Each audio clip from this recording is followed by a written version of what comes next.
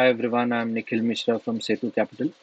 Today we'll be looking into the Q1 FY23 update of Laurus Labs. So this is a very interesting company because there is a lot of interest among the PMS as well as retail participants in this company. Now the reason for making a video on this particular company is that there was a sudden knee-jerk reaction after this company posted its result. So let's look what has changed in the near term in this business. So, if we look into the financial performance, we'll find out that the company has more or less given a flat performance on quarter basis, although the revenues do have increased by 31% on year basis. Gross margins are a bit down, both on a quarter on quarter as well as a YOY basis. EBITDA margins are down, while the net profit numbers have have declined quarter on quarter, but are marginally up year on year.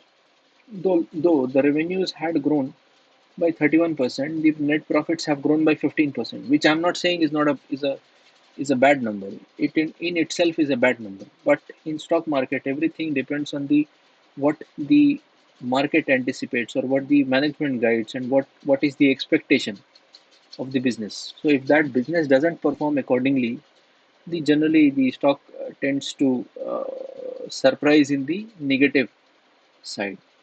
So, if even in case if we look in the FY23 numbers on a half year basis as well, there is on top line terms it's a good growth of around 26%, while the bottom line has simply grown by 9%.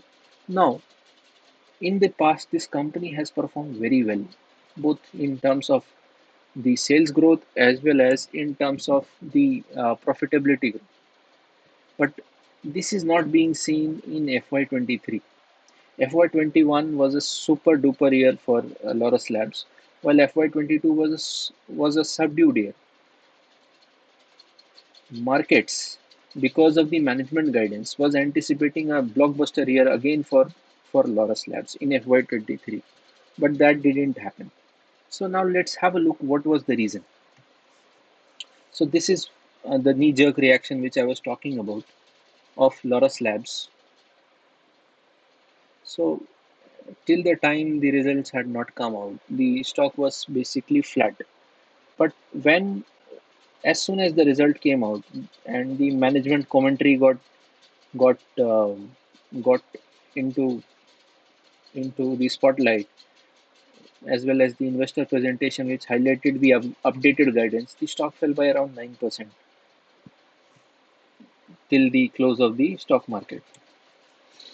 Now, the product wise performance for this business, the main problem came in the formulations business, which declined by around 70% year on year, while 57% quarter on quarters. APIs did perform well. Synthesis was also in line of its historical growth rates, while bio, because of its very small contribution, although did decline, but didn't had much impact on the total revenues because of the small base of Laurus Bio, one of its subsidiary right now. Now the management has guided that they will be more or less growing at around in strong teens, etc. But that is something which is not expected from this company, and there are historical precedents because for that. Even if we take R&D, so they have around expensed around 3% of total sales as a percentage of sales on in R&D this time. Now, this is the most important slide which was present in the investor presentation of Laurus Labs. So, what they previously they were targeting around $1 billion of revenue in FY23, which was at a exchange rate of around $72 per 72 rupees per INR, sorry, per US dollar.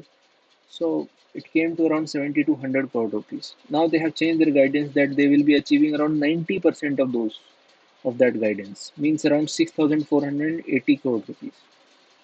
Margins will be in around 30%.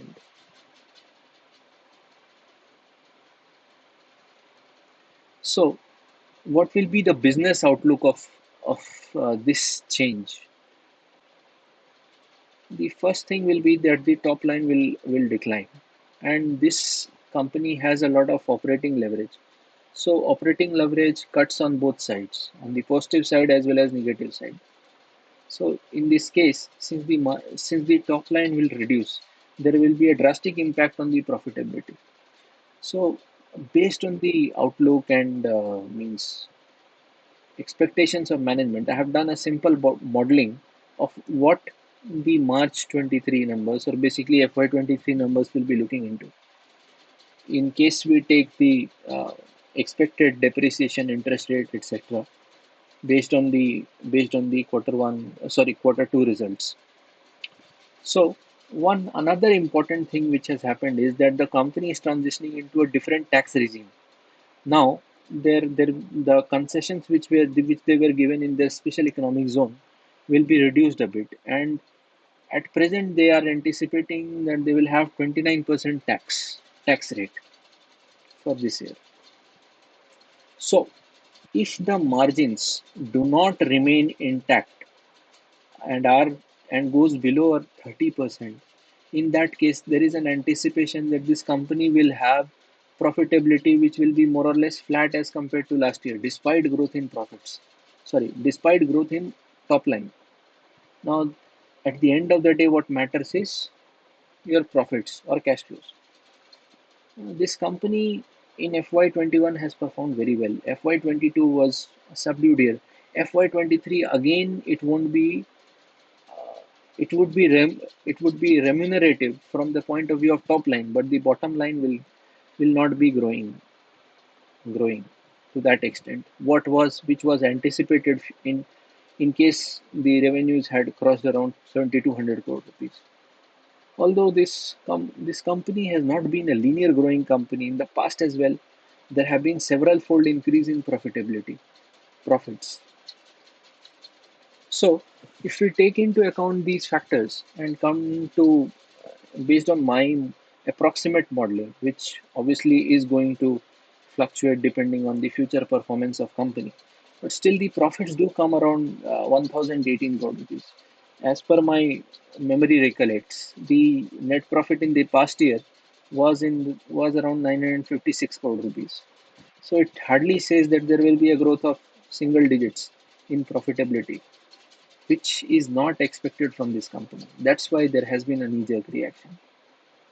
That's why the share price has declined, and there will be adjustments in the share price. Now, if the company, although this company does have a robust capex plan, but if it doesn't ramps up and is not able to perform in a similar manner, there is going to be a readjustment in terms of its multiples. That that is what has started. Now, if you're a long-term investors, it's better to wait and watch how situation evolves.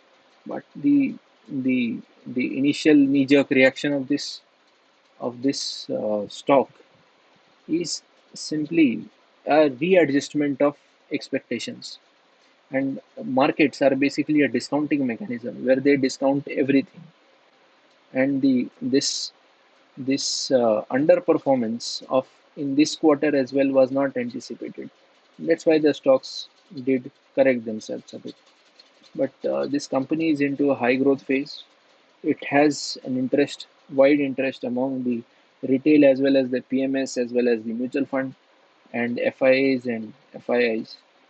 So it would be a good company to track into, and we'll keep an eye on this company. And let me tell you, I also do have a position in this company, so I might be biased, and I would expect you not to consider anything as an investment advice. Consult an investment advisor, do your own research, consider my point of view as simply an educational and discussion content, nothing else. So thank you. I hope you like this particular analysis. If you did, do subscribe to my channel. Press the like button. It helps in the YouTube algorithm. And in case you do wish to take my services, do contact us. We'll be happy to help you in your wealth creation journey. Thank you. Thank you very much.